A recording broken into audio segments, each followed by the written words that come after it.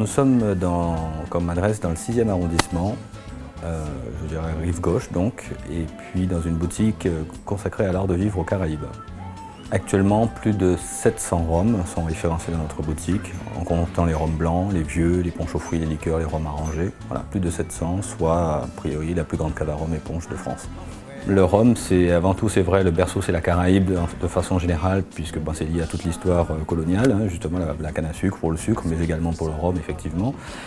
Alors c'est vrai qu'il existe d'abord plusieurs types de rhum, donc c'est pour ça qu'ils sont parfois, je dirais, très difficilement comparables entre eux de façon naturelle comme ça. Il existe les rhums issus de la mélasse, les rhums issus du pur jus de canne, c'est-à-dire les rhums soit dits traditionnels ou ceux dits agricoles. Aujourd'hui, les rhums dits agricoles correspondent essentiellement à la production de l'outre-mer français. Et les rhums dits de mélasse ou traditionnels représentent pourtant l'essentiel de la production mondiale, 97 ou 98%. Mais je dirais qu'ils sont fabriqués différemment, on obtient des produits différents à l'arrivée, ce qui ne veut pas dire qu'il y en a un qui soit foncièrement ou forcément supérieur à l'autre. En tout cas, c'est des goûts différents. Et c'est pour ça que c'est pas toujours évident de faire des choix, effectivement.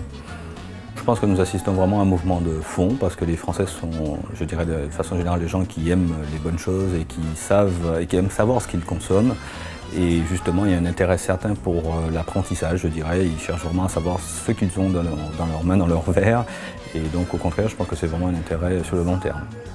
Alors, si je devais vous répondre comme ça se consomme aux Antilles, je vous répondrais à toute heure, évidemment.